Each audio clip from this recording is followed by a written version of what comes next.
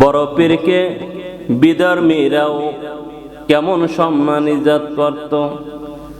বড় পীর গাউসুল আজম শাহ মহিউদ্দিন সুন্নাহ আব্দুল কাদের জিলানী আলগিন রাহমাতুল্লাহি আলাইহিকে কেমন তাজিম করতেন, সম্মান করতেন।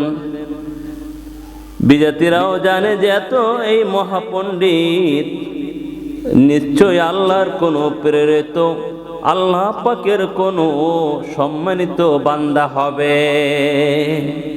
এজন্য এক হিন্দু তার সুন্দরী বউ নিয়ে, এক যুবক, তা হিন্দু যুবক তার সুন্দরী বউ নিয়ে জঙ্গলের দিকে যাইতেছে।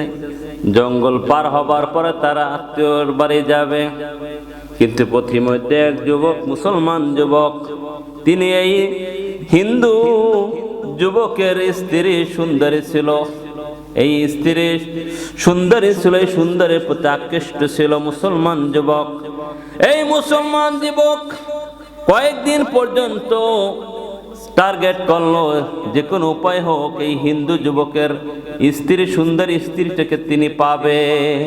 এজন্য দেখতেছে ওই হিন্দু যুবক ছেলে তার সুন্দরী বউ নিয়ে জঙ্গলের দিকে যাইতেছে। তিনি ঘোড়া নিয়ে আসলো। মুসলমান যুবক ঘোড়ার পিঠে এসে বলতেছে, ও ভাই তোমরা কই যাইতেছো? বলো অমুক জায়গায় যাব।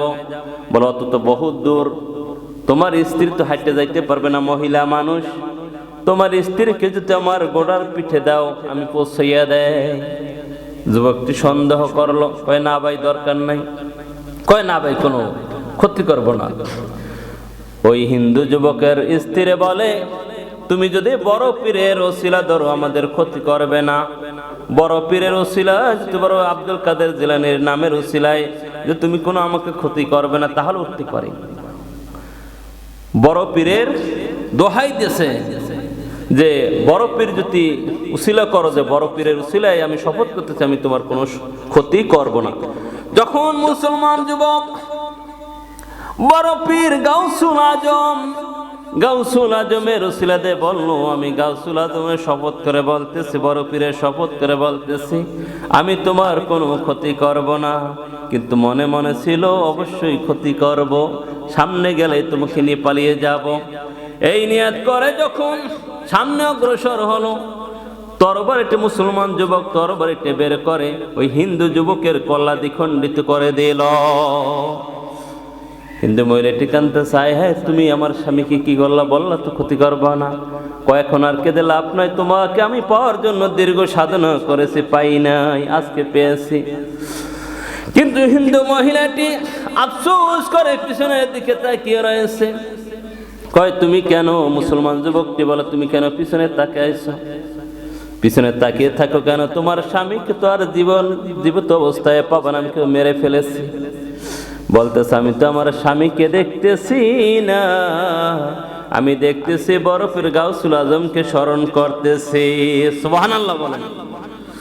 পথিমধ্যে দেখতেছে ঘোড়ার সামনে এক সুন্দর চেহারা দেখা যায় না, চেহারায় আলো জ্বলে, নূরের আলো জ্বলে। এক যুবক তরবারি নিয়ে দাঁড়িয়ে গেছে। তরবারি নিয়ে দাঁড়িয়ে ওই যুবক ওই মুসলমান যুবকের কল্লা দ্বিখণ্ডিত করে দিল। তারপর বলতেছে, চলো তোমার স্বামীকে কোনখানে মারেছে।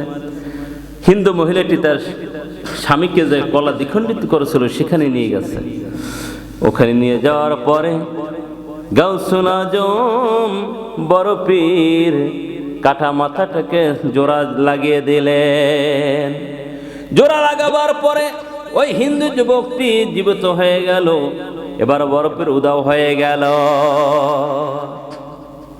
সুবহানাল্লাহ বলেন। চিন্তা করে দেখেন যে হিন্দু মানুষ বিজাতি আমাদের বড় পীরের প্রতি কেমন বিশ্বাস ছিল, আর এই বিপদের মধ্যেও রক্ষা করছে বড় পীরে, ঠিক না?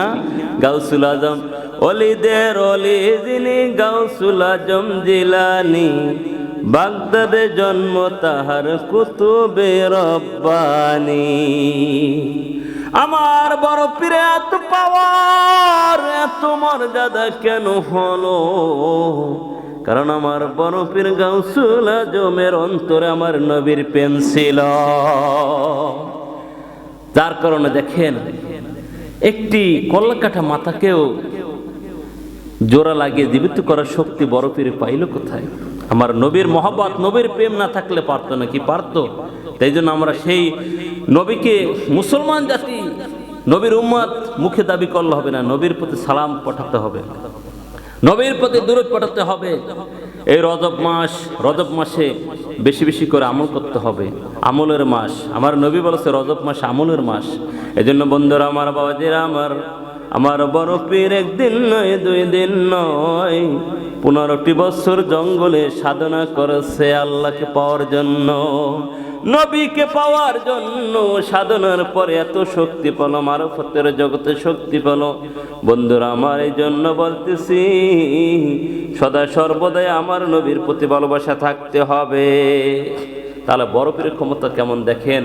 প্রতি বৃহস্পতিবার পৃথিবীর যত কিছু হয় বড় পীরের কাছে অ্যাপ্লিকেশন আসে। বড় পীর শুক্রবার জুমার দিন সকালবেলায়, বৃহস্পতিবার আসে অ্যাপ্লিকেশন জমা হয়, শুক্রবার ওই অ্যাপ্লিকেশন আমার নবীর রওজার পাশে গিয়ে বড় পীর অ্যাপ্লিকেশনগুলো শোনায়। সুবহানাল্লাহ বলেন। তাহলে নবী প্রতি কত ভালোবাসা বড় পীর ছিল। সেই বড় পীরের এত শক্তি থাকার কেন হলো? কারণ আমার নবীর মহব্বত তার অন্তরে আছে।